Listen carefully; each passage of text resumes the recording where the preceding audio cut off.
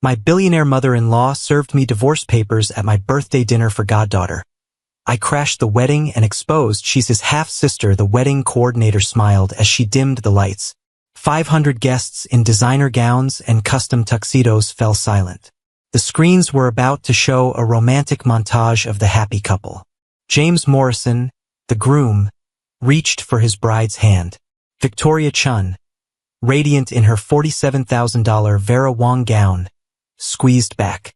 But when those 8-foot screens flickered to life, what filled them wasn't romance. It was a DNA test. The room went dead silent. Then someone read the words aloud. Probability of sibling relationship, 99.97%. The groom's name was listed, James Morrison. The bride's name was listed, Victoria Chun. A woman in the front row gasped. Then another. Then the entire ballroom erupted in chaos. Victoria's face went white. She looked at the screen, then at James, then back at the screen. James, what is this? James couldn't speak. His mouth opened but nothing came out. The screen changed. Bank records, shell companies, dates and transfers. $23.6 million embezzled over 20 years. Then medical records. Psychiatric medications prescribed to a man who wasn't mentally ill. Then audio. A woman's voice, cold as winter, filled the ballroom. Once we're rid of the broodmare, the fortune is ours. That's when a woman in a catering uniform stepped out of the shadows. She walked through the crowd like she owned the place. Her hands weren't shaking. Her voice was steady when she took the microphone. Hello, Catherine. An older woman in a scarlet gown froze. Catherine Morrison, 58 years old. Silver hair professionally styled. Eyes like chips of ice. She stared at the woman in the catering uniform. You. The woman in the uniform smiled. It wasn't a kind smile. Me. You erased me from my daughter's life. You stole my husband, my home, my identity. You tried to make me disappear. But women like me, we don't disappear. We come back. Family, I need you to understand what happened in that room. The collective gasp wasn't just shock. It was 500 people realizing they were witnessing something unholy. The bride in her Vera Wang gown stumbled backward. The groom went pale as death. And a little girl in a flower girl dress started screaming. Mommy! I want my mommy! The woman in the catering uniform dropped the microphone and ran. She scooped up that little girl and held her tight. I'm here, baby. Mommy's here. I never left. I never stopped fighting. Now, if you've ever been betrayed by the people who were supposed to love you, if you've ever been erased and made to feel like you were nothing, hit that subscribe button. Because what I'm about to tell you is the story of how Amelia Morrison went from broken and forgotten to victorious. And family, this is one you need to hear all the way through. Let me take you back. 3 years earlier. Before the wedding. Before the DNA test. Before the world knew what Catherine Morrison was capable of. 3 years earlier, Amelia Richardson was 28 years old and living what looked like a fairy tale. She was married to billionaire James Morrison. They had been together for 7 years. They had a daughter, 5-year-old Olivia, with her mother's warm brown eyes and her father's stubborn chin. They lived in a $12 million estate in Connecticut. 7 bedrooms, an indoor pool, a garden that looked like something out of a magazine. But here's what you need to understand about fairy tales. Family. The beautiful castle is often the prison. Amelia had been a corporate lawyer. Top of her class at Columbia Law. She had a future that would have made her unstoppable. Partner track at a firm in Manhattan. 6-figure salary at 21. Recruiters calling her every week. But then she got pregnant. 6 months into dating James. And his mother, Catherine, had smiled that cold smile and said something that changed everything. A Morrison wife doesn't work, dear. That would be unseemly. Amelia had been sitting in Catherine's formal living room when she said it. 21 years old. 3 months pregnant. Terrified. I have a career, Amelia had said quietly. I'm about to make partner. Catherine had sipped her tea. The china cup made a delicate sound against the saucer. Had a career. You're having my grandchild. That's your career now. James had been standing by the window. Amelia looked at him. Waited for him to say something. Anything. My wife doesn't need to work, he said finally. He didn't even look at her when he said it. So Amelia gave it up. The career. The independence. The identity. She became Mrs. Morrison. Mother. Hostess. Decoration. For 7 years, she played the part.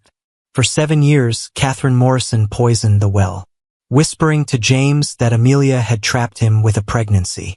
Telling little Olivia that her mother was common and not worthy of the family name. Blocking Amelia from bank accounts, from family business decisions, from every ounce of power. Amelia had no access. No money of her own. No escape route. She just didn't know she'd need one. Amelia's 28th birthday was on a Saturday in October. The leaves were changing. The air was crisp. She woke up that morning thinking maybe, just maybe, James would remember. Maybe he'd take her to dinner. Maybe Olivia had made her a card. Instead, Catherine called at 9 in the morning. We're hosting your birthday dinner tonight. 6 o'clock. Don't be late. Catherine had never hosted anything for Amelia before. Not in 7 years. That's very kind, but you don't have to do that, Amelia said. I insist. Family tradition. What family tradition? They had never celebrated Amelia's birthday. But she didn't say that. She just said, thank you. The dining room table was set with cream-colored roses and gold-rimmed china when Amelia arrived that evening. 20 people were there. James's family. His business partners. People who had never once asked Amelia about herself. Amelia wore a navy dress she had bought 3 years ago. She had stopped buying new clothes. What was the point? Catherine controlled the money. Every purchase Amelia made had to be approved. Last time she bought a dress, Catherine had looked at the receipt and said, $1,000? For that? You're not a Morrison by blood, dear. Don't act like one. So Amelia wore old clothes, kept her head down, tried to be invisible. Catherine sat at the head of the table in a scarlet gown that probably cost more than Amelia's monthly grocery budget. She was smiling. That should have been the first warning. Dinner was served. Amelia barely tasted it. She was sitting between two of James's business partners who talked across her like she wasn't there. Olivia was at the kids' table in the next room. Amelia could hear her laughing. At least someone was happy. Halfway through dinner, James stood up. Amelia thought he was making a toast. Finally, maybe he'd say something nice. Maybe he'd acknowledge her. Instead, he reached into his jacket and pulled out a manila envelope. He slid it across the table to Amelia. What's this? Amelia asked. The entire table went silent. 20 people stopped eating, stopped talking, stopped moving. James looked at her. His face was blank. Empty. Divorce papers. Sign them. Family, I need you to feel this moment with me. Imagine sitting at your own birthday dinner, surrounded by people, and being handed the end of your life like it's nothing. Amelia's hands shook as she opened the envelope. The words blurred together. Irreconcilable differences. Division of assets. Custody arrangement. I don't understand, Amelia whispered. That's when Catherine's smile widened. She set down her fork, folded her hands, looked at Amelia like she was something stuck to the bottom of her shoe. Finally, Catherine said. Her voice was dripping with satisfaction. Victoria, darling, come sit in your real seat. A woman stood up from the far end of the table. Victoria Chin, 25 years old, blonde, beautiful in that cold, polished way. Catherine's goddaughter. Amelia had met her at family dinners a dozen times over the past 2 years. Victoria had played with Olivia, had smiled at Amelia, had called her so sweet. Victoria walked over. She stood next to Amelia's chair. Amelia looked up at her, confused, hurt. Victoria smiled. It wasn't apologetic. It was triumphant. Excuse me, Victoria said softly. Amelia didn't move. She was still holding the envelope, still trying to understand. James sighed. He looked irritated. Get up, Amelia. She stood, slowly, like she was moving through water. Victoria sat down in Amelia's chair. At Amelia's birthday dinner, James leaned over and kissed Victoria on the cheek. Right there, in front of everyone. This was always temporary, James said. He still wasn't looking at Amelia. You were a mistake I'm correcting. Catherine laughed. It was a light, tinkling sound. Like bells. Oh, don't be so dramatic, James. She served her purpose. She gave us Olivia. But let's be honest. She was never really one of us. Amelia felt like she was going to be sick. She looked around the table. 20 people staring at her. Some looked uncomfortable. Most looked indifferent. No one said anything. Amelia's voice came out broken. Small. How long? James finally looked at her. How long what? How long have you been with her? He shrugged. 2 years. Give or take. 2 years. While Amelia was raising their daughter. Hosting his business dinners. Playing the perfect wife. Catherine stood up. She walked over to Amelia and handed her a pen. Sign the papers, dear. Your lawyer can review them, but trust me. You won't find better terms. Amelia looked down at the envelope. Her hands were shaking so hard she could barely hold it. I need time to think. Catherine's smile disappeared. You have until Monday. Sign or we'll make this very difficult for you. What does that mean? It means we have resources. Lawyers. Judges. Friends in very high places. You're a paralegal's daughter from Queens. You think you can fight us? Amelia felt tears burning her eyes. She refused to let them fall. Not here. Not in front of these people. Can I at least say goodbye to Olivia? Catherine's smile returned. Of course. She's your daughter. For now. Amelia walked to the kids' table on shaking legs. Olivia was coloring. She looked up when Amelia approached. Mommy, look what I made. It was a drawing. A house. A stick figure family. That's beautiful, baby. Amelia knelt down. Hugged her daughter. Breathed in the smell of her hair. Apple shampoo. I love you, Olivia. So much. Don't ever forget that. I love you too, Mommy. Amelia stood. Walked out of that house. Got in her car. Drove. She made it 3 blocks before she had to pull over. Then she cried so hard she thought she would break. The prenup had been written by Catherine's lawyers. Amelia had signed it when she was 21 years old and pregnant and terrified. She'd had her own lawyer look at it, but he'd said it was standard. Just a formality. James loves you. You'll never need this.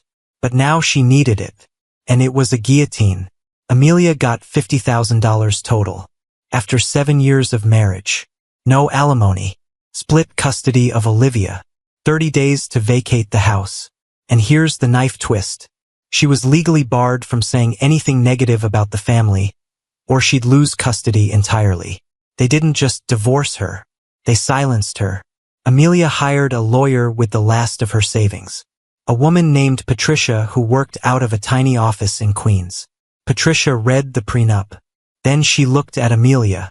I'm so sorry. This is airtight. You signed away everything. There has to be something we can do. Patricia shook her head. Not unless you can prove fraud or coercion. And even then, it would take years. Cost hundreds of thousands in legal fees. Do you have that kind of money? Amelia didn't answer. They both knew she didn't. My advice? Take the $50,000. Keep your head down. Don't violate the non-disparagement clause. Focus on being the best mother you can be during your custody time. That's it? That's all I get? Patricia's face softened. I've seen worse. At least you get time with your daughter. But Amelia was about to learn that even that was a lie. 3 months. That's how long it took for Amelia's life to completely disintegrate. She moved into a $900 a month studio apartment in a building that smelled like mildew and old carpet. The walls were thin. She could hear her neighbors fighting. Hear their TVs. Hear everything. She got a job as a paralegal making $42,000 a year. No law firm would hire her after 7 years out of practice. She was rusty, irrelevant, forgotten. She had Olivia every other weekend. And every time she picked up her daughter, Olivia was a little more distant, a little colder. Catherine was erasing her. The first time Amelia picked up Olivia after the divorce, Olivia had been excited. She'd run to Amelia and hugged her. Mommy, I missed you. Amelia had cried. Happy tears, for once. I missed you too, baby. They'd gone to the park. Gotten ice cream. Colored pictures. It had felt almost normal. But when Amelia dropped Olivia off, Catherine had been waiting at the door. She'd smiled that cold smile. "Did you have fun with Emma?" Olivia had looked confused. "You mean Mommy?" Catherine had laughed lightly. "Of course. I meant your mother. Silly me." But the seed was planted. By the second visit, Olivia called her Emma once. Just once. Then looked embarrassed and corrected herself. By the third visit, Olivia asked, "Why don't you live with us anymore?" Amelia had been buckling Olivia into her car seat. She'd frozen. "Sometimes grown-ups need to live in different houses, sweetie. But I still love you so much." Olivia had been quiet for a moment. "Daddy says you didn't want to be with us anymore." "That's not true, baby. I will always want to be with you." But Olivia hadn't looked convinced. By month 2, Olivia started calling her Emma instead of Mom. Not all the time, but enough. Amelia had tried to correct her gently. "I'm your mommy. Remember?" Olivia had shrugged.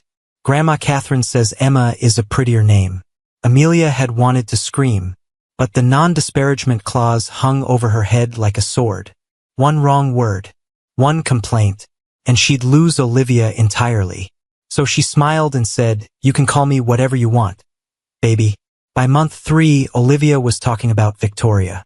"Mommy V took me to the zoo. Mommy V bought me a new dress. Mommy V says I'm her special girl." Every word was a knife. Amelia had tried to stay calm. "That sounds fun, sweetie. I'm glad you had a good time." But inside, she was screaming. Olivia's 6th birthday party was on a Saturday in January. It was Amelia's custody weekend. She'd marked it on her calendar in red. Bought a present. Planned a whole day. But when she showed up to pick up Olivia, Catherine answered the door. "Oh, didn't James tell you? We rescheduled. The party's today. Today is my weekend." Catherine's smile was sharp. "We had to move it. The venue was only available today. Surely you understand." Amelia's heart was pounding. "I'd like to attend. She's my daughter." Catherine's eyes went cold. "It's family only." "I am family." "Not anymore, dear." Amelia had pushed past Catherine. She'd walked into the house. She could hear music, laughter, children playing. The party was in the back garden. 50 guests. A bounce house.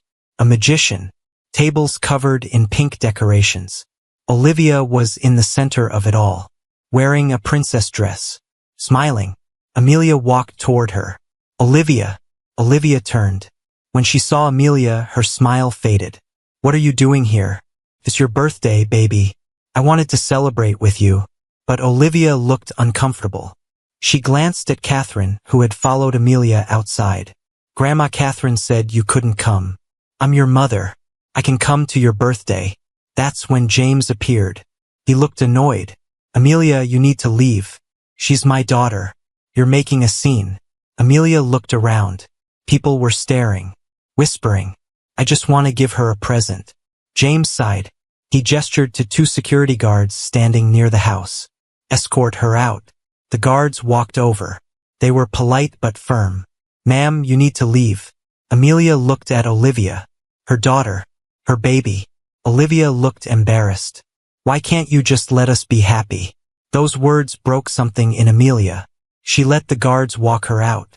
She didn't fight. She didn't scream. She just left. She drove home in silence. Parked her car. Walked up 3 flights of stairs to her studio apartment. Unlocked the door. Walked inside. And collapsed on the floor. She couldn't get up. Couldn't move. Couldn't breathe. She'd lost everything. Family, if you've ever felt like you were drowning, if you've ever hit rock bottom and didn't know if you could get back up, type "I'm with you" in the comments. Because what happened next is when Amelia's life started to change. Ruth Palmer was 67 years old with silver curls and hands that had seen hard work. She was Amelia's landlord. She lived in the apartment below, and she'd been watching Amelia disappear for 3 months. Ruth had seen it before. A young woman, broken, fading. She'd lost her own daughter to it 20 years ago. Depression, isolation. One day her daughter just didn't wake up. Ruth wasn't going to let that happen again. When Amelia didn't leave her apartment for 4 days, Ruth used her master key and let herself in. She found Amelia on the floor, still in the same clothes from Olivia's birthday party, crying so hard she couldn't breathe. Ruth didn't coddle her. She sat down on that dirty carpet and said, "You haven't left this apartment in 4 days. I don't care how you feel. Get dressed. We're getting coffee." Amelia tried to argue. Her voice was hoarse. "I can't." "Yes, you can. I have nothing left." Ruth grabbed Amelia's face, forced her to look at her. "You have your life. You have your daughter, even if it's only every other weekend. You have a choice. You want to die here or you want to fight. Choose." Amelia closed her eyes. Tears streamed down her face. "I don't know how to fight them." "Then you learn." Ruth stood up, extended her hand. "Get up. Shower. Get dressed. We're leaving in 20 minutes. Amelia took her hand. The coffee shop was 3 blocks away. It was a Sunday morning. Cold. Gray. The kind of day that felt like the world was tired. Amelia looked like a ghost. Messy bun. No makeup. Yoga pants. Old sweatshirt. She didn't care anymore. They stood in line. Ruth ordered a latte. Amelia stared at nothing. Then someone behind them said, "Amelia? Amelia Richardson?" Amelia turned. "Family, do you believe in divine intervention?" Because what happened next was either fate or God deciding Amelia had suffered enough. It was David Gibson, 34 years old, wearing a charcoal suit with the tie slightly loosened, holding a laptop bag. He had kind eyes, brown and warm, with smile lines at the corners even though he wasn't smiling yet. "Holy shit," he said. "It is you. I haven't seen you in, 8 years?" David had been Amelia's friend in high school. He was 6 years older, protective, the kind of guy who walked girls home and scared off creeps. When Amelia's mom was working double shifts, David would bring her dinner, make sure she was okay. They'd lost touch when Amelia went to law school. Now here he was, like an answered prayer she hadn't prayed. "David," Amelia said quietly. He smiled. Then his smile faded as he really looked at her. "Are you okay?" Amelia's laugh was bitter and broken. "Not really." David looked at Ruth, then back at Amelia. "Are you here with someone? Or can I buy you a coffee?" Ruth answered for her. "Buy her a coffee. I'll get a table." They sat down in a corner booth. David bought Amelia's coffee without asking what she wanted. He remembered. "Vanilla latte, extra hot." "What have you been up to?" David asked. "Last I heard you were crushing it at Columbia Law." Amelia's hands wrapped around the cup.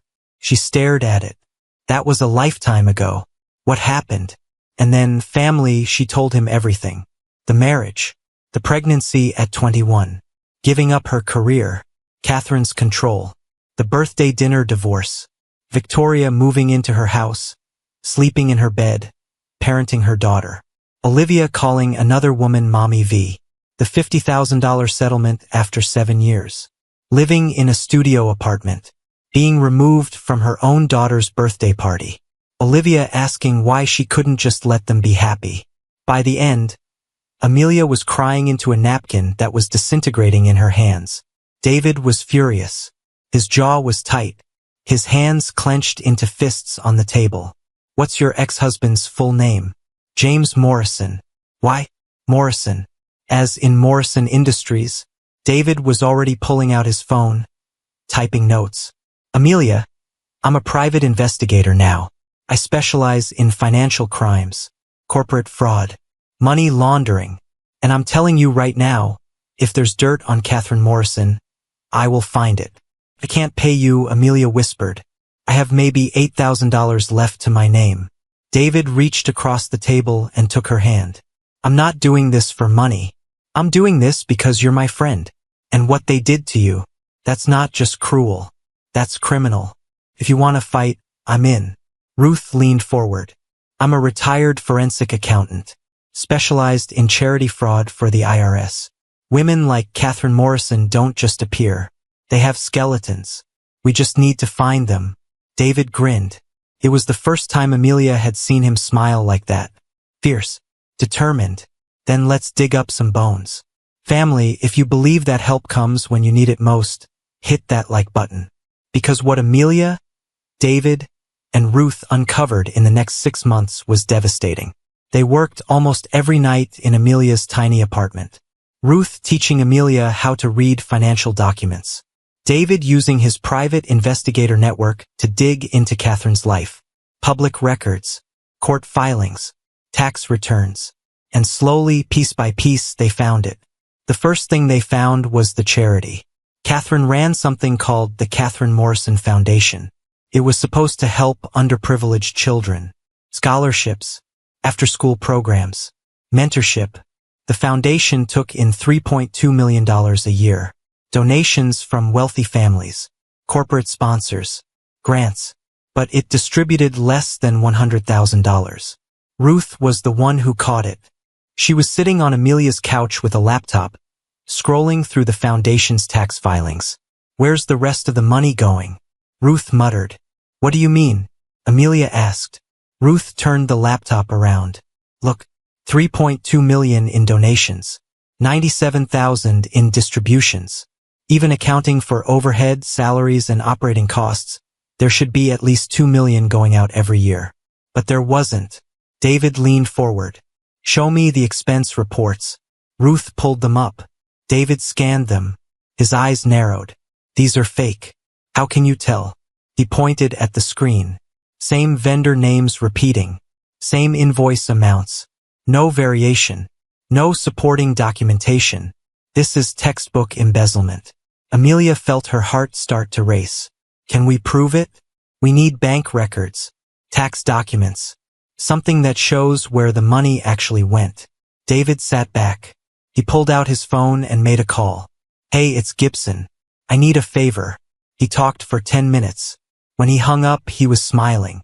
"I have a contact. Works in offshore banking. If Catherine's moving money to the Cayman Islands, he can find it." Took 3 weeks. 3 weeks of waiting.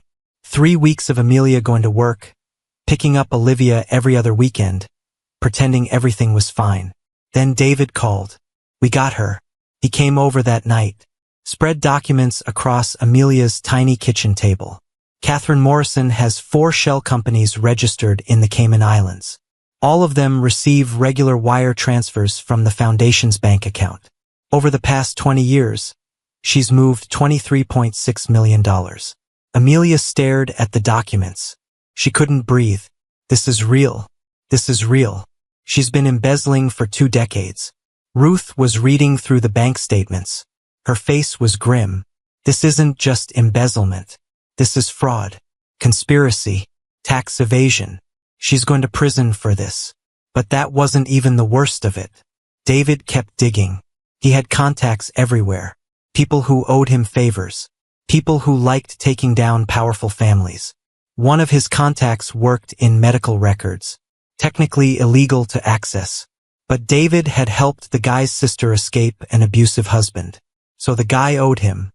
David called Amelia at work 2 months into the investigation. "I found something. Can you meet me tonight?" Amelia left work early. Drove to David's office. A small space in a building downtown. 1 desk. 1 chair. Files everywhere. David handed her a folder. Medical records for James Morrison. Amelia opened it. Scanned the pages. He's been on psychiatric medications for 3 years. Antipsychotics. Mood stabilizers. Heavy doses. "I don't understand. James isn't mentally ill." "Exactly. Look at the prescribing doctor." Amelia flipped to the signature. "Dr. Eleanor Hastings." "Who is that?" "Catherine's college roommate. They've been friends for 40 years. Amelia's hands started to shake. "She drugged him?" David nodded. "The medications he's on. They cause paranoia, confusion, suggestibility. She's been controlling him for years." Amelia sat down. Her legs wouldn't hold her. "Oh my God, there's more." David pulled up an audio file on his computer.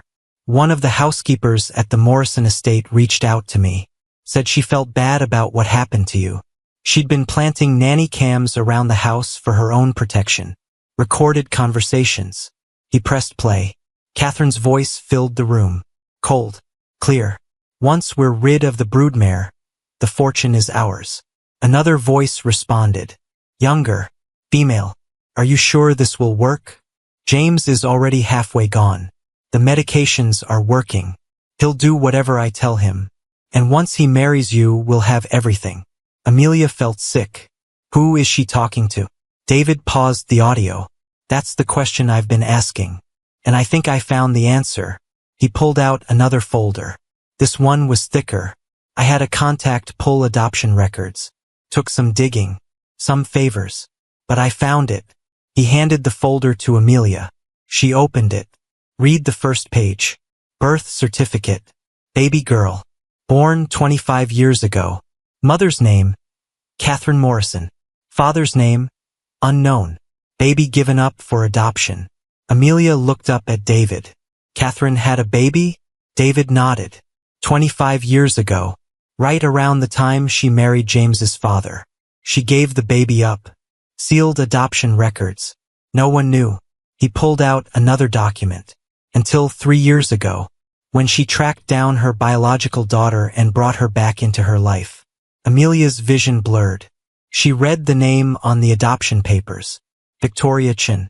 David nodded slowly. Victoria isn't just Catherine's goddaughter. She's her biological daughter. And Catherine's been grooming her to marry James. But that would mean they're half-siblings. James's father had an affair. Catherine retaliated with her own. Got pregnant. Gave up the baby to avoid scandal. Then spent 25 years planning her revenge. Amelia couldn't speak. Couldn't think. She's making them commit incest. David's face was grim. And neither of them knows. Family, comment where in the world you're watching from. Or just say I'm with you, Mr. Hearthline, because we're in this together. That night, Amelia couldn't sleep. She lay on her lumpy mattress in her tiny apartment and stared at the ceiling. She thought about James. About how he'd changed over the past 3 years. How distant he'd become. How paranoid. She thought he was just stressed from work. But he'd been drugged. She thought about Victoria. 25 years old. Beautiful. Naive. Being manipulated by her own mother into marrying her half-brother. She thought about Catherine. The coldness. The cruelty. The decades of planning. And she thought about Olivia. 6 years old. Caught in the middle of all of this. Amelia got up. Walked to her kitchen table where all the evidence was spread out. Bank records. Medical files. Adoption papers. Audio recordings. She picked up her phone and called David. He answered on the second ring. You okay? No. But I know what I want to do. Tell me. I want to stop the wedding. David was quiet for a moment. The wedding's in 4 months. We'd need to move fast. I don't care. I can't let this happen. It's not just about me anymore. Victoria doesn't know what Catherine's doing. James doesn't know. They're about to commit a crime and they don't even realize it. What are you thinking? I'm thinking we expose everything. Publicly. At the wedding. In front of everyone. That's risky. Catherine has resources. Lawyers. She could bury this. Not if it's public. Not if the media's there. Not if 500 witnesses see it. David was quiet again. Then he said, I'm in. Whatever you need. I need to destroy her the way she tried to destroy me. Then let's do it. They spent the next 4 months planning. David hired a tech specialist. A guy who could hack into anything. They needed access to the wedding venue's AV system. The tech specialist posed as a vendor. Sent the venue's AV company a USB drive. Told them it was a surprise romantic montage for the groom. Play it right before the first dance. The AV company didn't question it. Why would they? Meanwhile, Amelia got herself hired by the catering company. Used a fake name. Dyed her hair. Lost weight from stress. She looked different enough that no one recognized her. Ruth helped compile all the evidence into a presentation. DNA results showing James and Victoria were siblings. Bank records showing the embezzlement. Medical records showing the drugging. Audio of Catherine's voice admitting to the plan. Everything. David contacted the police. Tipped them off. Told them to be outside the venue on the day of the wedding. Arrests would be made. The night before the wedding, Amelia couldn't eat. Couldn't sleep. She sat in her apartment with David and Ruth. You don't have to be there, David said quietly. We can do this without you. Amelia shook her head. I need to see her face when it all comes down. David nodded. I'll be in the parking lot. Anything goes wrong, you call me. Ruth squeezed Amelia's hand. You're doing the right thing. Amelia wasn't sure. Part of her felt like she was doing this for revenge. But another part, the part that used to be a lawyer, the part that believed in justice, knew this was necessary. Catherine was a criminal. She'd stolen millions, drugged her own son, engineered incest. She had to be stopped. The wedding was on a Saturday in June. Beautiful weather, clear skies. The venue was a historic estate with gardens and a ballroom that could hold 500 guests. Amelia arrived early in her catering uniform. Black pants, white shirt, hair pulled back. She looked like every other server. She watched the guests arrive. Designer gowns, custom tuxedos, expensive jewelry. These were the wealthiest families in Connecticut. Politicians, CEOs, old money. She saw Catherine arrive in a limousine, scarlet gown, silver hair perfectly styled. She looked triumphant. She saw James arrive. He looked thin, pale. His eyes were glassy. The drugs. She saw Victoria arrive. $47,000 Vera Wang gown. She looked like a princess. She had no idea what was about to happen. And then Amelia saw Olivia, 6 years old. Flower girl dress, white with pink ribbons. She was holding Victoria's hand. Amelia's heart broke all over again. The ceremony was beautiful. James and Victoria exchanged vows, promised to love each other forever. The guests cried happy tears. Amelia stood in the back in her catering uniform and watched. She felt numb. The reception started. Dinner was served. Amelia moved through the crowd with a tray of champagne. Invisible. Then the lights dimmed. The wedding coordinator smiled. It was time for the romantic montage. The screens flickered to life, and Amelia's world changed forever. The DNA results filled the screen. Probability of sibling relationship, 99.97%. The ballroom went silent. 500 people stopped breathing. Then the whispers started. Confused murmurs. Gasps. Someone said, "What does that mean?" Victoria stared at the screen. Her face went from confused to pale to horrified in seconds. "James, what is this?" James was staring at the screen too. His mouth opened but no sound came out. The screen changed. Now it showed bank statements, account numbers, wire transfers, dates going back 20 years. $23.6 million highlighted in red. Someone in the crowd said, "Is that the foundation money?" The Catherine Morrison Foundation logo appeared on screen. Then images of the 4 shell companies in the Cayman Islands. Money flowing from one account to another. A trail so clear even the guests could follow it. Catherine stood up. Her face was white. She looked around the room like she was searching for the exit. "Turn it off," she hissed at the wedding coordinator. The coordinator was frozen, staring at the screen. "I said turn it off." But the screen changed again. Medical records. James Morrison's name at the top. Prescription after prescription. Antipsychotic medications. Mood stabilizers. Drugs he didn't need. Dr. Eleanor Hastings' signature at the bottom of every prescription. Someone in the crowd gasped. "That's Catherine's college roommate." The screen split. On one side, James's medical records. On the other, a toxicology report showing the levels of psychiatric drugs in his system. Levels high enough to cause confusion, paranoia, and extreme suggestibility. James was shaking his head, looking at his mother. "What did you do to me?" Catherine didn't answer. She was backing toward the exit. Then the audio played. Catherine's voice filled the ballroom through 8 speakers. Crystal clear. "Once we're rid of the broodmare, the fortune is ours." The crowd erupted. People were standing, shouting, trying to understand what they were hearing. The audio continued. "Are you sure this will work?" That was Victoria's voice. Younger, uncertain. Several people in the crowd recognized it immediately. "Is that Victoria?" "James is already halfway gone. The medications are working. He'll do whatever I tell him. And once he marries you, we'll have everything." Victoria stumbled backward. Her $47,000 gown caught on her heel. She nearly fell. I didn't know. But the screen wasn't done. Adoption records appeared. Birth certificate. Baby girl born 25 years ago. Mother, Catherine Morrison. Baby given up for adoption. Then the adoption was unsealed. The baby's name. The family who adopted her. The Chun family. And finally, a document showing Victoria Chen's DNA matched the biological sample from the birth records. Catherine Morrison was Victoria's biological mother, which meant James Morrison was Victoria's half-brother. The crowd wasn't just gasping anymore. People were screaming. A woman in the front row fainted. 2 men rushed to help her. Victoria was crying, shaking her head. No, this can't be real.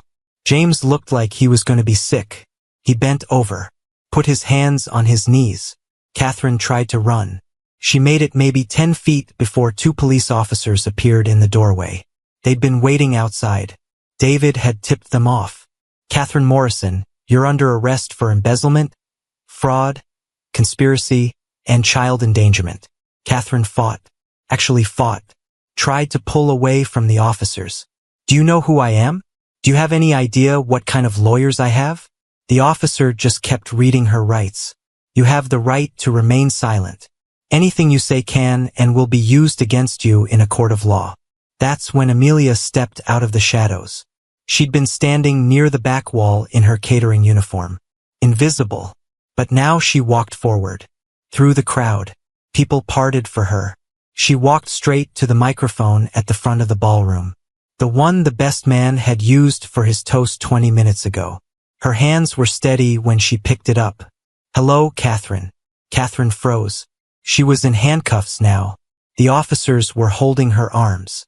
But when she heard Amelia's voice, she went completely still. She turned her head slowly, looked at Amelia. You. The word came out like poison. Amelia smiled. It wasn't a kind smile. It wasn't cruel either. It was just tired. Me. You erased me from my daughter's life. You stole my husband, my home, my identity. You tried to make me disappear. But women like me, we don't disappear. We come back. Catherine's face twisted with rage. You have no idea what you've done. I will destroy you for this. Amelia's smile didn't waver. You already tried. Remember? The police started walking Catherine toward the exit. She was screaming now, threatening, cursing. I'll bury you. I'll take everything. You'll never see your daughter again. But Amelia wasn't listening anymore, because she heard a sound that made her heart stop. A little girl screaming, Mommy! I want my mommy! Olivia! Amelia dropped the microphone. She didn't care that it made a loud feedback sound. Didn't care that 500 people were watching. She ran.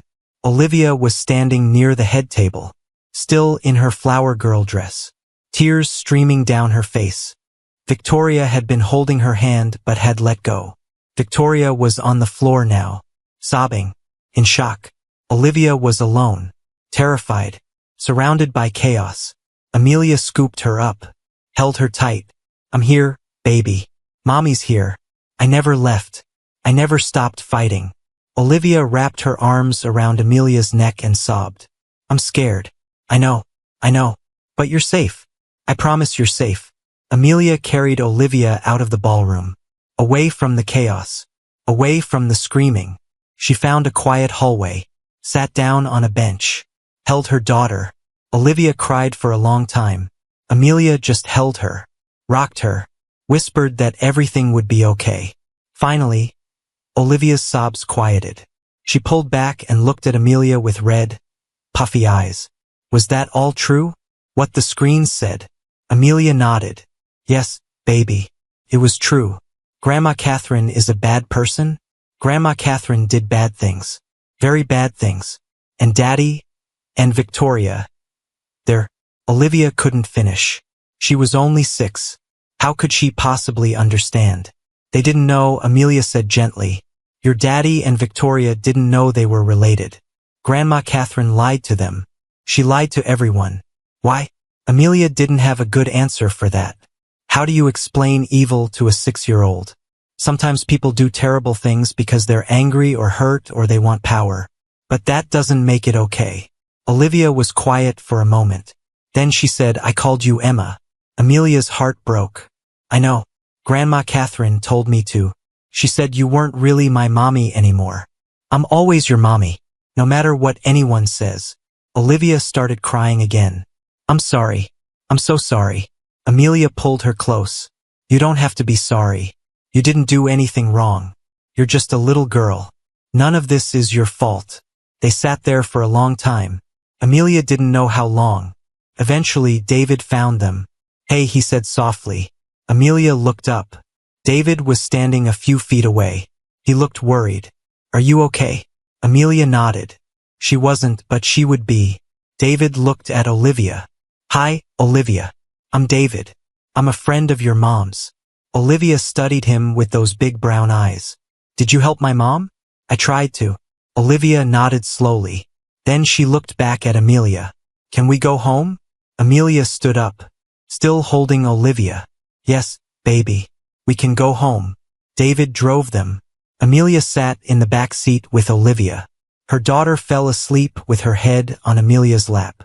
David glanced in the rearview mirror. The police arrested Victoria too. Conspiracy and fraud.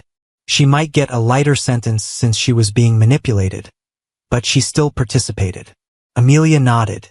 She felt bad for Victoria, but not bad enough to forgive her. What about James? Psychiatric hold. He's being detoxed from the medications. It'll take months, maybe longer. And Catherine? David's jaw tightened.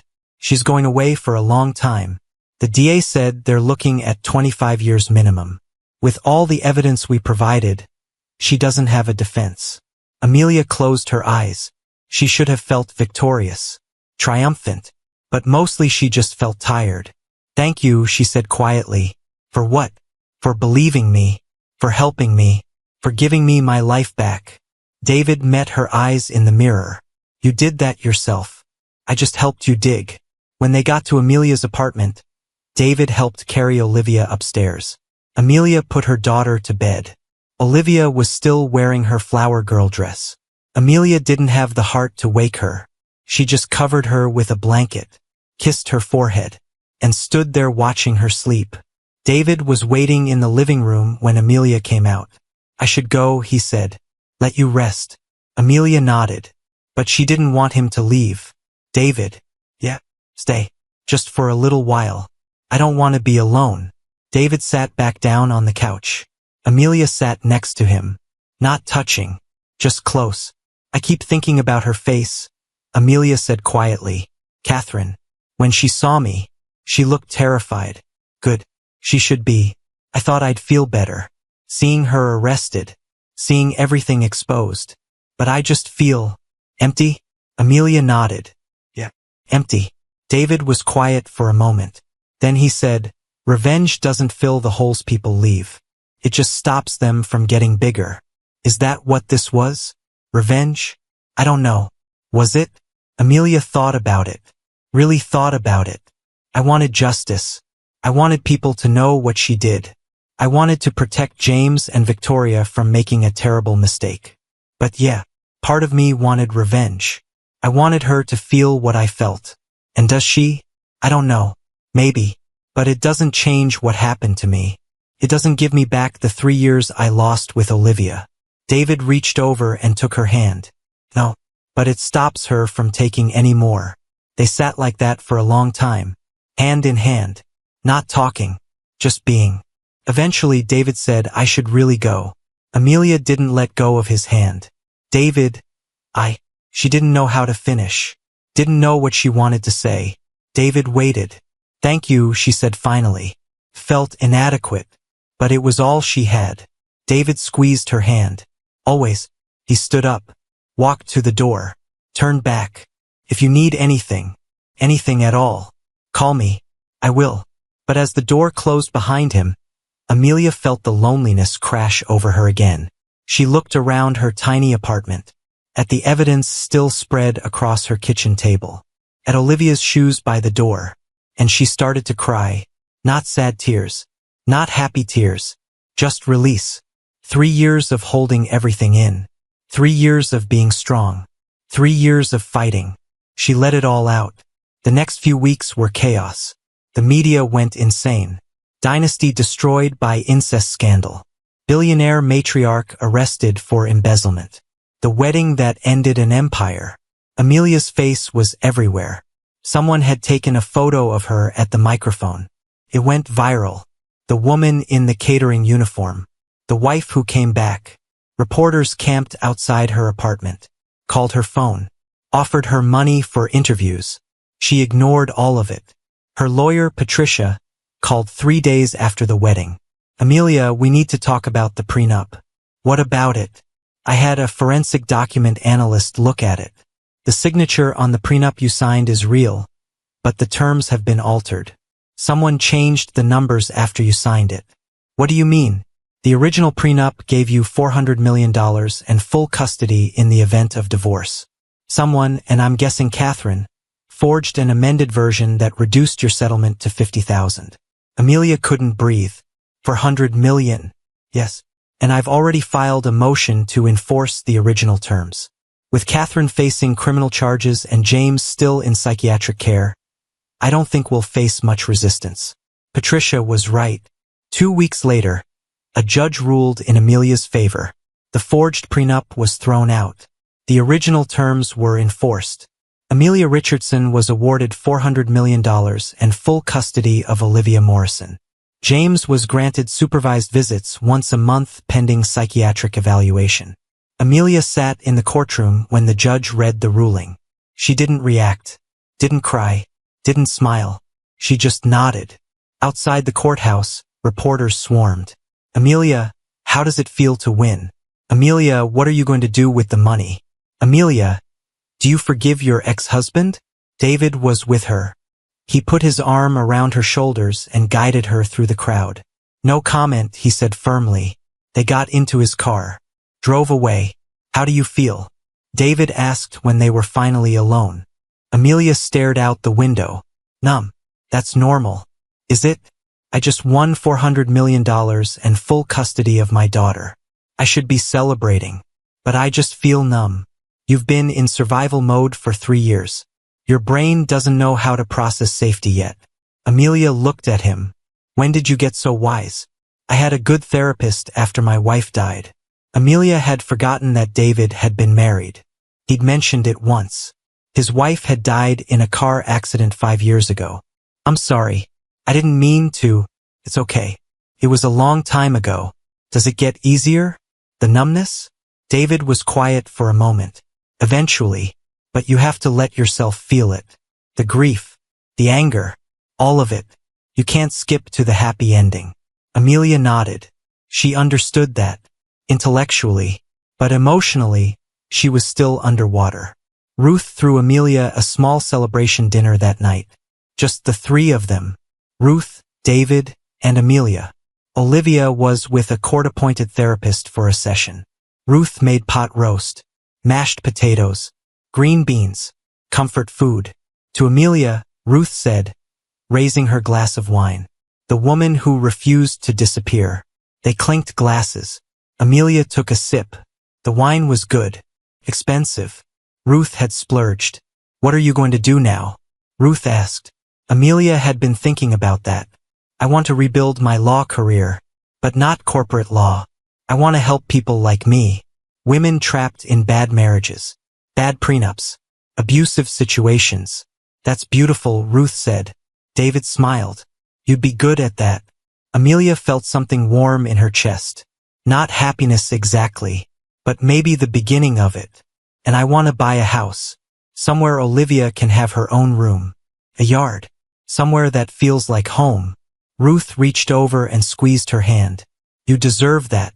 Do I? The question came out before Amelia could stop it.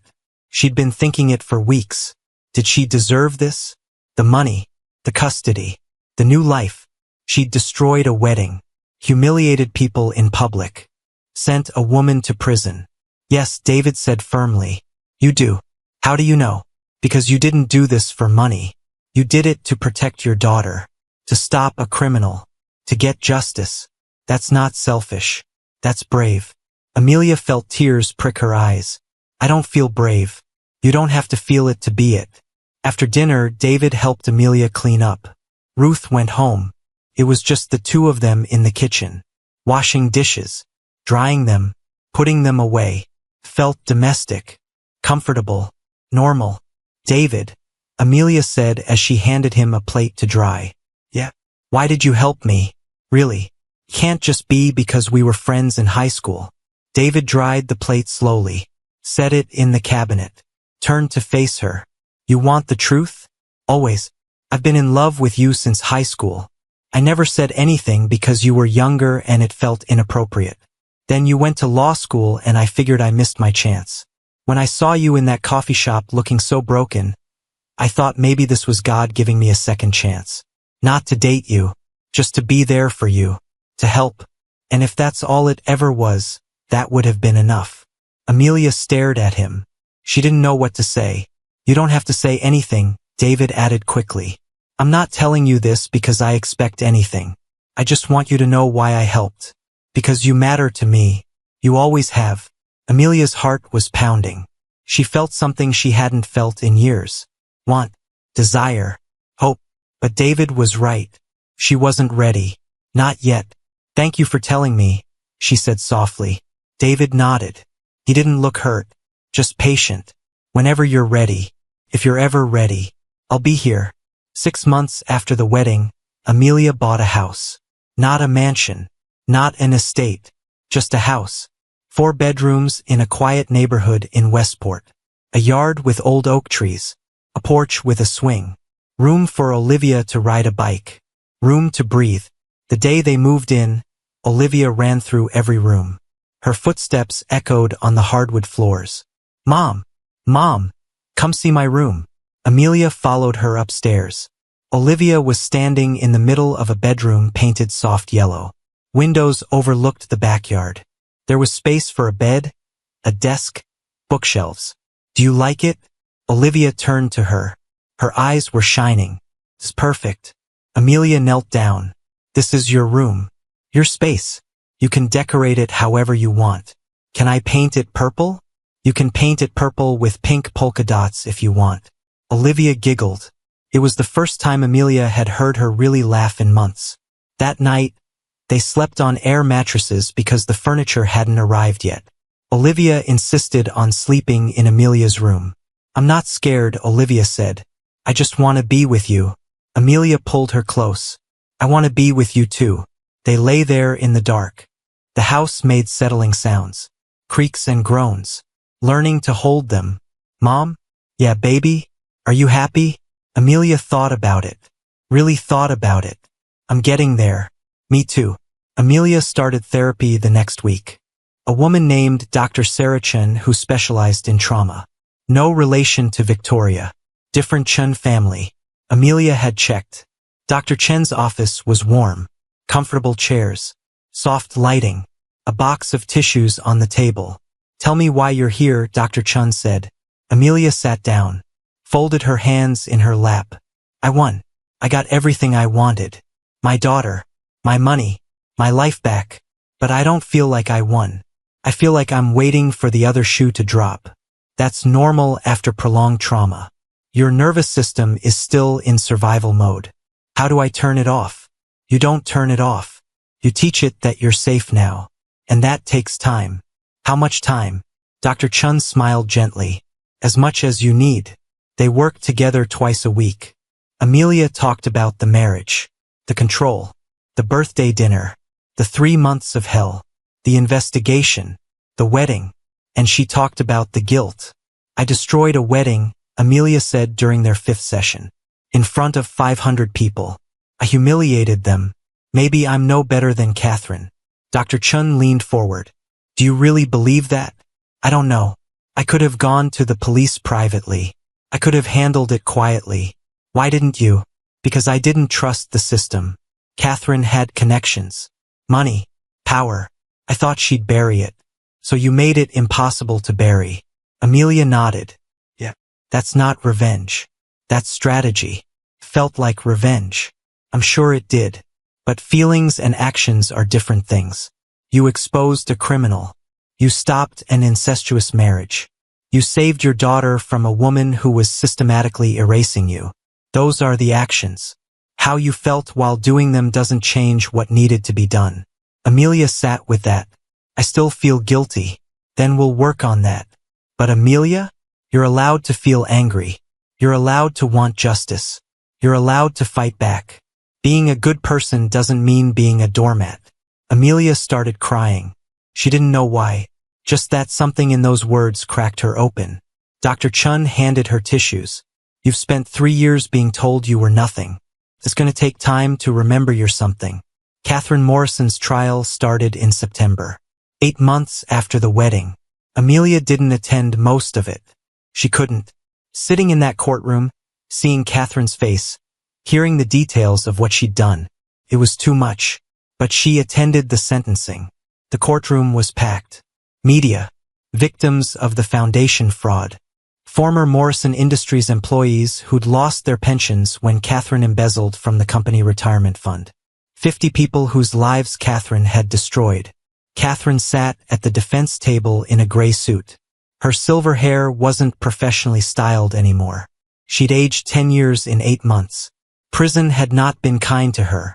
Her lawyer stood up, made a speech about Catherine's age, her contributions to society, her family legacy. He asked for leniency. The judge was a woman in her 60s. Judge Patricia Monroe. She'd been on the bench for 30 years. She looked at Catherine over her glasses. Mrs. Morrison, you have been found guilty of embezzlement, fraud, conspiracy, money laundering, and child endangerment. The evidence against you was overwhelming. You stole $23.6 million from a charitable foundation meant to help underprivileged children. You drugged your own son to control him. You engineered an incestuous marriage for financial gain. You destroyed lives without remorse. Catherine's lawyer tried to interrupt. Your Honor, if I may. Judge Monroe held up her hand. You may not. I've heard enough. She looked back at Catherine. Do you have anything to say for yourself? Catherine stood. For a moment, Amelia thought she might apologize, might show some remorse. Instead, Catherine said, I did what I had to do to protect my family's legacy. The courtroom erupted. People were shouting. The judge banged her gavel. Order. Order in this court. When everyone quieted, Judge Monroe looked at Catherine with something like disgust. You protected nothing. You destroyed everything. And now you will pay the consequences. She read the sentence. 25 years in federal prison. No possibility of parole. Catherine didn't react. Just stood there, stone-faced. But Amelia saw something in her eyes. Fear. Catherine Morrison, who had controlled everything and everyone, was terrified of being powerless. Good, Amelia thought. Let her feel what I felt. After the sentencing, reporters swarmed Amelia outside the courthouse. How do you feel about the verdict? Do you think justice was served? Will you forgive Catherine Morrison? Amelia stopped, looked at the cameras, and for the first time since the wedding, she spoke publicly. Catherine Morrison tried to erase me. She tried to make me believe I was nothing. But I'm still here, and she's going to prison. That's not forgiveness. That's justice. And it's enough. She walked away. David was waiting by the car. That was good, he said. Was it? Yeah. You didn't gloat. You didn't twist the knife. You just stated facts. I wanted to gloat. I know. But you didn't. That's growth. Amelia got in the car, closed her eyes. One down. What? One down. Still have to deal with James and Victoria. Victoria Chen's trial was different.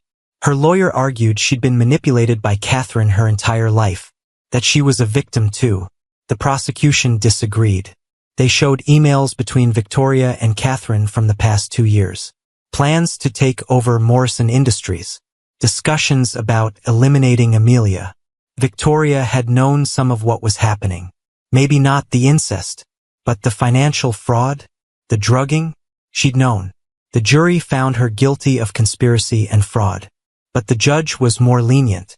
10 years. Possibility of parole in 7. Victoria cried when she heard the sentence. Real tears. Broken sobs. Amelia watched from the gallery. She felt bad for Victoria. A little. Victoria had been groomed by Catherine since childhood, told she was special, chosen, destined for greatness. But Victoria had also moved into Amelia's house, slept in Amelia's bed, played mother to Amelia's daughter, and she'd known Amelia was suffering. So Amelia's sympathy only went so far. 3 weeks into Victoria's sentence, Amelia received a letter, forwarded from the prison. She almost threw it away, but curiosity won. She opened it. Dear Amelia, I know you have no reason to read this, no reason to care what I have to say, but I need to tell you I'm sorry. I didn't know about the incest. I swear to you I didn't know. When I saw those DNA results on the screen, I wanted to die. I still want to die most days. But I did know other things. I knew Catherine was controlling James. I knew she'd pushed you out. I knew you were suffering. And I didn't care. I told myself you were weak. That you didn't deserve him. That I was better. I was wrong. About everything. You're not weak. You're the strongest person I've ever seen. You lost everything and you fought your way back. I lost nothing and I crumbled. I don't expect forgiveness. I don't deserve it. I just wanted you to know that I see you now. I see what I did. And I'm sorry. Victoria Amelia read the letter 3 times. Then she folded it up and put it in a drawer. She never responded. Some apologies don't earn forgiveness. They just earn acknowledgement. And that was enough. James Morrison spent 6 months in psychiatric care, detoxing from the medications Catherine had been giving him. The antipsychotics, the mood stabilizers, the drugs that had turned him into a puppet. When he came out, he was different, clearer, but broken. His lawyer called Amelia. James would like to see Olivia. Amelia's first instinct was to say no, to protect Olivia from more pain. But Dr. Chun had talked to her about this. Olivia deserves to make her own choice about her relationship with her father. You can guide her, protect her, but don't decide for her. So Amelia sat Olivia down. She was 7 now, old enough to understand some of it. Your dad wants to see you. You don't have to say yes. But if you want to, we can arrange it. Olivia was quiet for a long time. Will you be there? I can be. If you want. Olivia nodded slowly.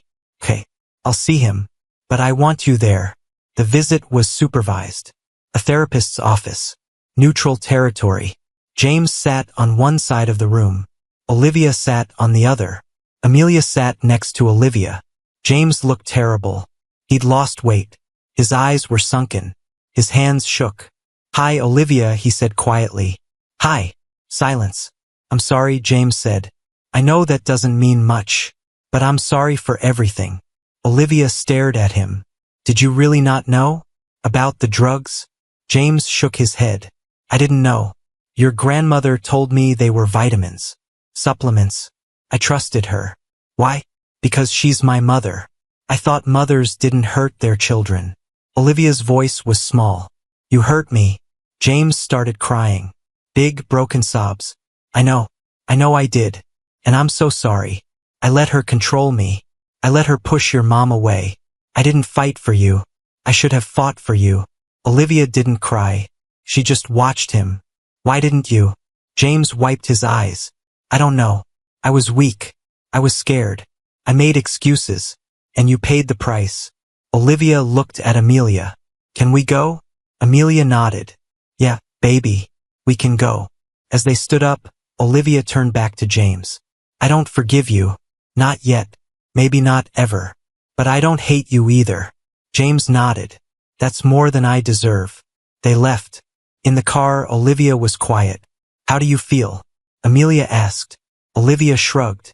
Sad. For him. But also mad. Is that okay? That's very okay.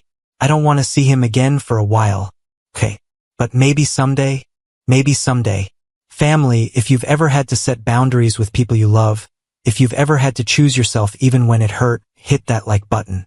Because what Olivia did took courage. And she was only 7 years old. James tried to rebuild his life. But it was impossible. Morrison Industries had been sold off to pay restitution for Catherine's embezzlement. The family fortune was gone. The house was gone. Everything. James got a job as a financial consultant. making $60,000 a year, living in a one-bedroom apartment, driving a 10-year-old car. He went to therapy, tried to process everything, tried to understand how he'd let it happen. But the truth was simple. He'd been weak, and weakness, when combined with cruelty, destroys lives. He saw Olivia once a month, supervised visits. They'd have lunch, talk, but Olivia never warmed up to him. She was polite, kind even, but distant. The little girl who used to climb on his lap and ask him to read stories was gone. In her place was someone who'd learned too young that parents could fail you. James knew he'd done that, failed her, and there was no taking it back. 5 years after the wedding, Amelia saw James one more time. It wasn't planned. She was at a charity gala, accepting an award for her work helping women escape abusive marriages.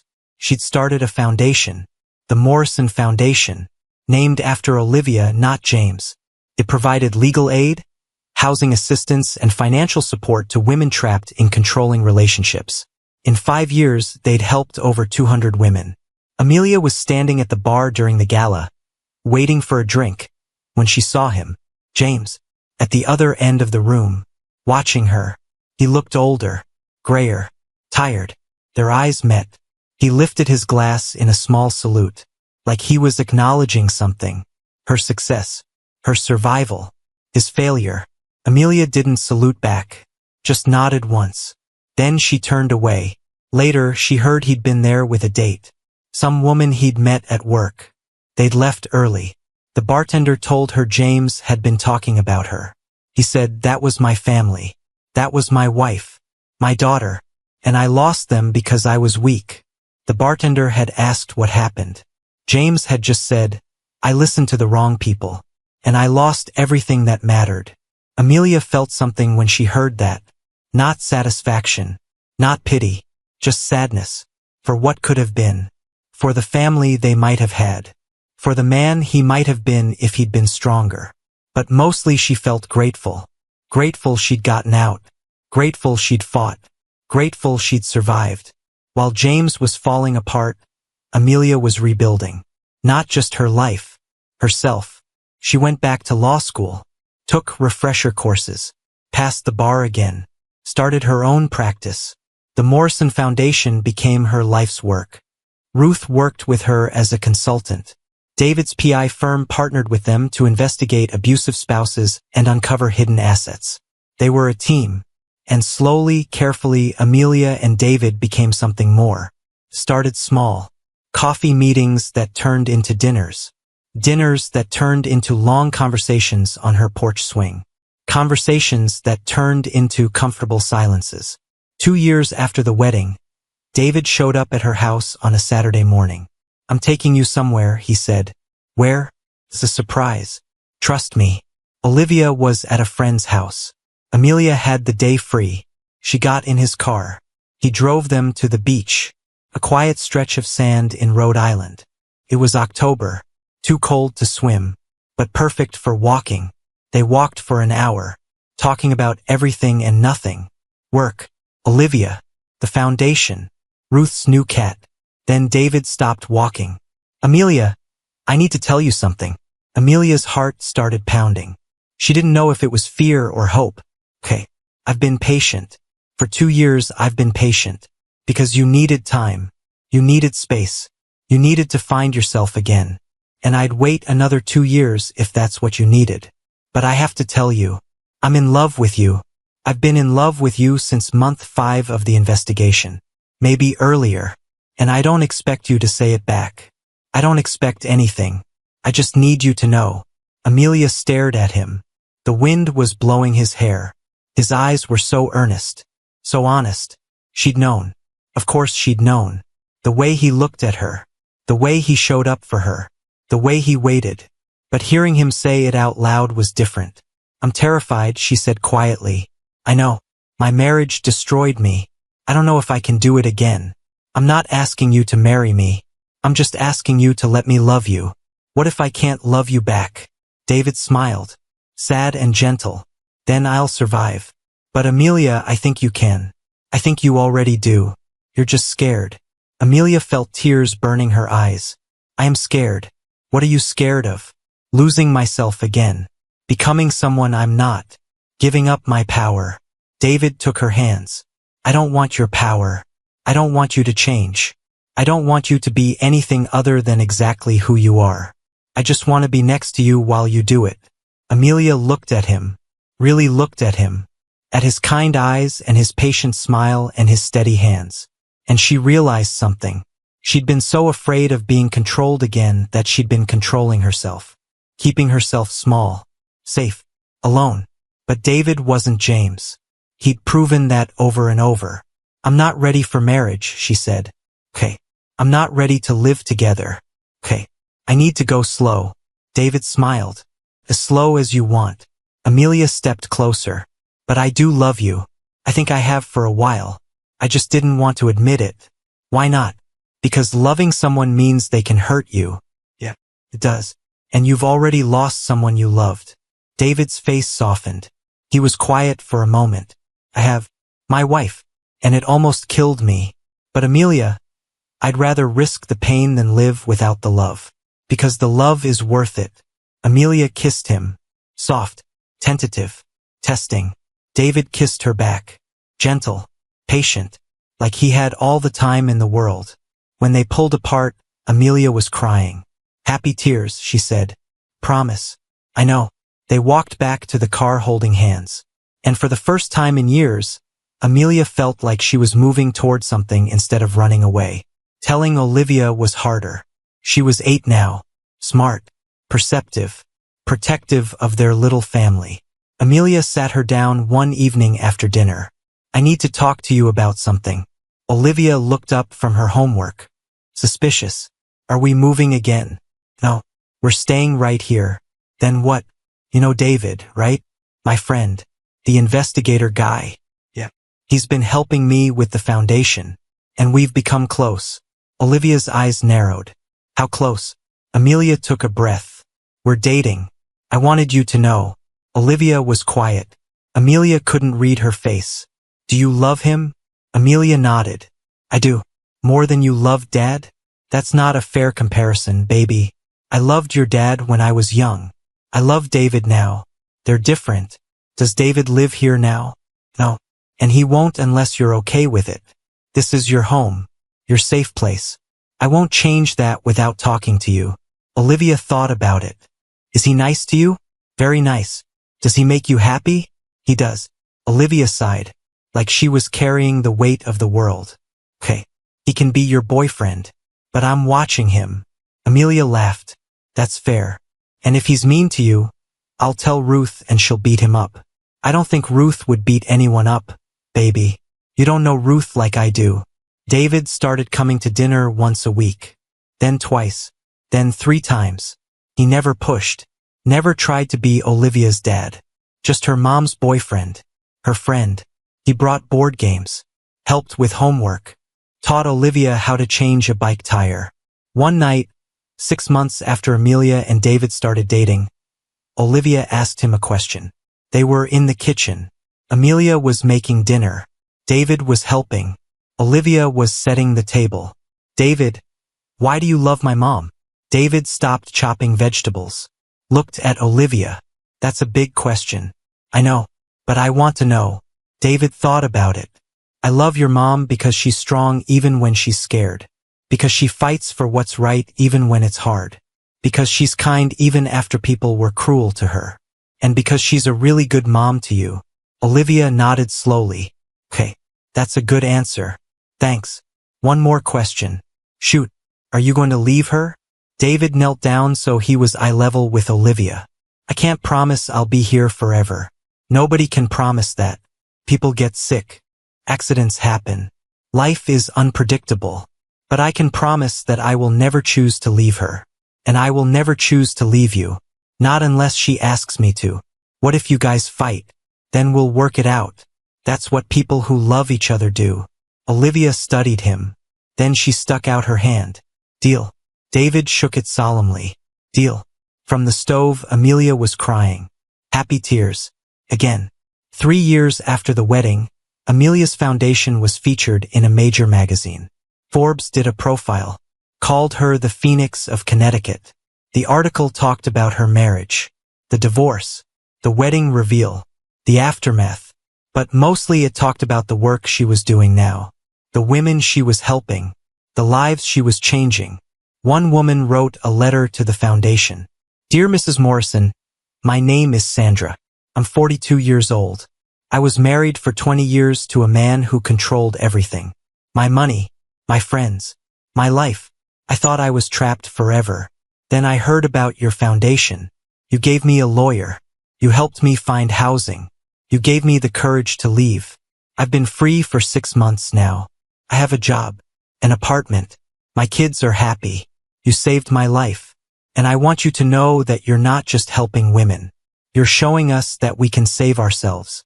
Thank you, Sandra. Amelia read that letter 5 times. Then she put it on her desk where she could see it every day. Because that was why she was doing this. Not for revenge. Not for money. For women like Sandra. Women like herself. Women who'd been erased and were learning to exist again. Ruth was diagnosed with cancer 4 years after the wedding. Stage 3. Treatable but serious. Amelia went with her to every appointment. Chemo. Radiation. Long days in hospitals. You don't have to do this, Ruth said during one session. You have your own life. You're part of my life, Amelia said. You saved me. Let me help you. Ruth smiled. Weak but genuine. You already did. Ruth survived. The cancer went into remission. On her 70th birthday, Amelia threw her a party. 50 people showed up. Women from the foundation. David's co-workers. Olivia's friends. A whole community that had grown around them.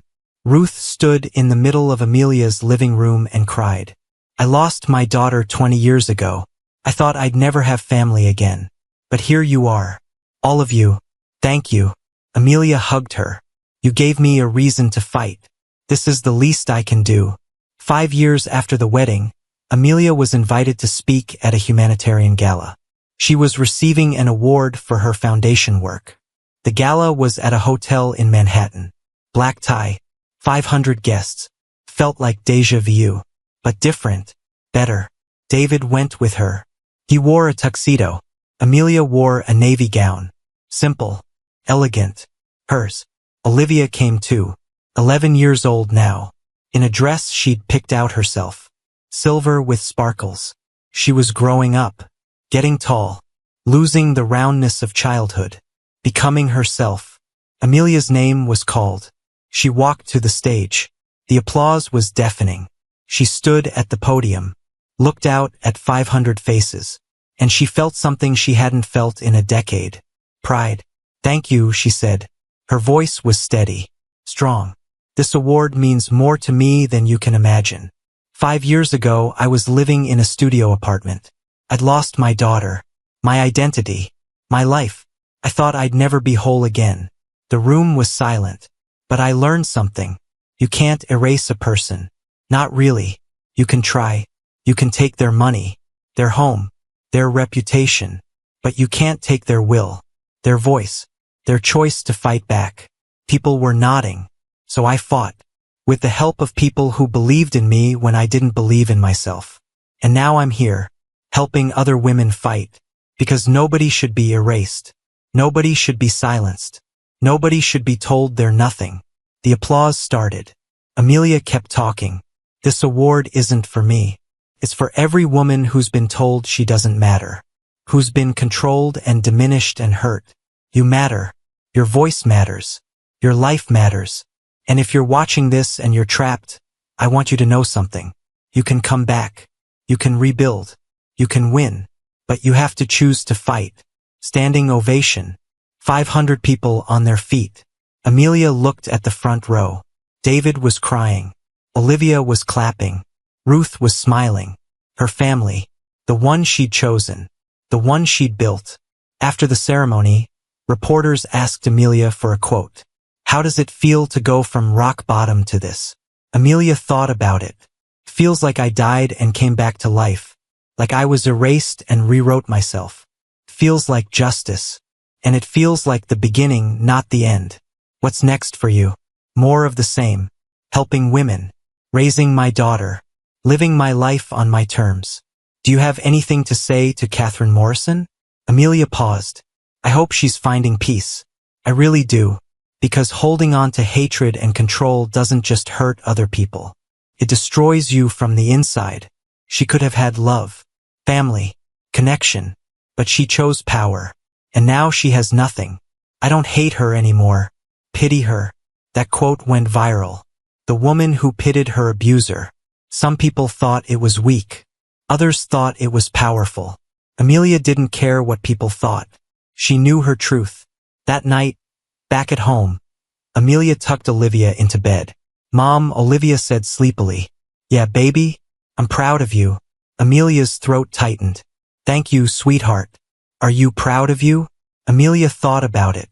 Yeah, I am. Good. You should be. Olivia fell asleep. Amelia sat there for a while, watching her breathe. This girl she'd fought so hard to keep. Downstairs, David was waiting. She okay? She's perfect. They sat on the porch swing. The night was warm. Stars were out. David took her hand. I'm proud of you too. You know that, right? I do. You've built something beautiful. The foundation. Your life. Your relationship with Olivia. All of it. Couldn't have done it without you. David smiled. You could have. But I'm glad you didn't have to. They sat in comfortable silence. Rocking gently. David, Amelia said. Yeah. Ask me again. Ask you what? You know what? David turned to look at her. His eyes were soft. Are you sure? Amelia nodded. I'm sure. David got down on one knee. Right there on the porch. He pulled a small box from his pocket. Amelia Richardson, will you marry me? Amelia was crying. Happy tears. Always happy tears now. Yes. He slid the ring on her finger. Simple. Gold. Perfect. They kissed. Soft and deep and full of promise. Inside, Olivia was watching from her bedroom window. She smiled, then went back to bed. Everything was going to be okay. Somewhere across the state, in a bar in New Haven, James Morrison sat alone. He was watching the humanitarian gala on the TV above the bar. He saw Amelia accept her award, saw her give her speech, saw her standing with David and Olivia in the photo afterward. They looked happy, whole, complete. The bartender noticed him staring. You know her? James took a drink. That was my wife. My family. What happened? James was quiet for a long time. I listened to the wrong people. I was weak, and I lost everything that mattered. The bartender shook his head. That's rough, man. Yeah. James finished his drink, left cash on the bar, walked out into the night. He drove to his one-bedroom apartment, parked, sat in his car for a while. He thought about calling Olivia, but what would he say? She tolerated him. Barely. She'd never forgive him. Not really. He thought about calling Amelia, apologizing again, but she'd moved on. She didn't need his apologies. He thought about his mother, rotting in prison, dying alone, and he realized something. He was becoming her, alone, bitter, full of regrets. He could change that. He could do better, be better, but it would take work, hard work, and he didn't know if he had it in him. He went inside, turned on the TV, tried not to think about what he'd lost. Meanwhile, at Catherine Morrison's prison, an inmate found her collapsed in her cell. Heart attack. She was 71 years old. They rushed her to the medical wing, tried to save her. But Catherine Morrison died at 11:47 p.m. 3 years into her sentence. Alone. No one claimed her body for 2 weeks. Finally, a distant cousin agreed to a cremation. No funeral. No memorial. No mourning. Catherine Morrison, who'd spent her whole life building power, left the world with nothing. No family. No fortune. No legacy. Just ashes in an unmarked urn. When Amelia heard the news, she felt nothing. No satisfaction. No grief. Just emptiness. She's gone, Amelia told David. How do you feel? I don't know. I thought I'd feel something, but I just feel tired. That's okay. Is it? Yeah. You don't owe her your emotions. Not even now. Amelia nodded. I'm not going to the memorial. There isn't one. Good. And that was that. Catherine Morrison was gone. and the world kept turning.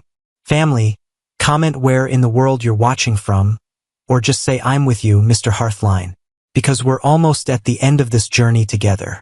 Amelia and David got married 2 years later. 7 years after the wedding that never was. Small ceremony. 50 people. The backyard of their house. Olivia was the maid of honor. 13 years old and beautiful. Ruth officiated. She'd gotten ordained online just for this. Amelia wore a simple white dress. David wore a gray suit. They wrote their own vows. David went first. Amelia, 7 years ago I found you in a coffee shop looking broken. And I fell in love with your resilience, your strength, your refusal to stay down. I promise to honor that strength, to support your work, to love your daughter like she's my own, to be your partner, not your owner, to choose you every day for the rest of my life. Amelia was crying before she even started. David, you showed up when I needed you most. You helped me fight without asking for anything in return. You loved me when I couldn't love myself. I promise to trust you, to let you in, to build a life with you that's based on respect and equality and love. I promise to choose you too, every single day. They kissed. Everyone cheered. Olivia was smiling through tears. Later, at the reception, Olivia gave a speech. Most people have to give speeches about people they barely know. But I know my mom, and I know David, and I know they're perfect together. My mom taught me that the worst thing someone can do isn't hurting you. It's making you believe you deserve it. She never believed she deserved what happened to her. She fought. She won. And now she's happy. David, you make my mom happy. So welcome to the family. But I'm still watching you. Laughter. Applause. David stood up and hugged her. I wouldn't expect anything less. The party went late into the night. Dancing. Laughter. Joy. For the first time in a decade, Amelia felt completely at peace. She'd lost everything, and she'd built something better. Family, here's what I need you to understand about this story. Amelia didn't win because she got revenge. She won because she chose herself. Because when the world tried to erase her, she said no. I'm still here. She won because she had people. Ruth and David. People who saw her worth when she couldn't see it herself. She won because she fought with dignity, not destruction. She exposed criminals. She stopped a terrible crime. But she didn't become cruel in the process. And she won because she never stopped believing she deserved better. If you've ever been erased, betrayed, broken down, I'm telling you right now, you can come back. You can rebuild. You can win. But you have to choose to fight. You have to find people who believe in you, who support you, who see your worth. You have to set boundaries, even with people you love, especially with people you love. You have to remember that your voice matters, your life matters, you matter, and you have to understand that healing isn't linear. Some days you'll feel strong, some days you'll feel broken. Both are okay. Amelia's story isn't about revenge, it's about resurrection. It's about a woman who was told she was nothing and decided to become everything. It's about refusing to disappear when the world tries to erase you. It's about fighting back, not with cruelty, but with truth, with evidence, with the law. It's about building a life that honors who you are, not who someone else wanted you to be. And it's about understanding that the best revenge isn't destruction. It's living well. It's being happy. It's choosing love over hate. Catherine Morrison died alone in prison. James Morrison lives alone with his regrets. Victoria Chun is serving her sentence. But Amelia? Amelia is thriving. She has a daughter who loves her, a husband who respects her, a foundation that helps hundreds of women, a life she built with her own hands. That's the victory, not the money, not the awards, not the public vindication. The victory is waking up every morning and knowing that you chose yourself, that you fought for yourself, that you survived and then thrived. If Amelia's story touched your heart, hit that subscribe button. Share this with someone who needs to hear it. Leave a comment telling me what resonated with you, because these stories matter. Your story matters. You are not what they say you are. You are what you choose to be. And if you choose to fight, if you choose to survive, if you choose to rebuild, nothing can stop you. Women like Amelia don't disappear. They come back. Stronger, wiser, unbreakable. My beautiful family, I'm Mr. Hearthline, and I'll see you in the next story. Stay strong, stay dignified, and remember, grace is more powerful than revenge. Truth is more powerful than lies. And love, real love built on respect and equality, is more powerful than anything. God bless.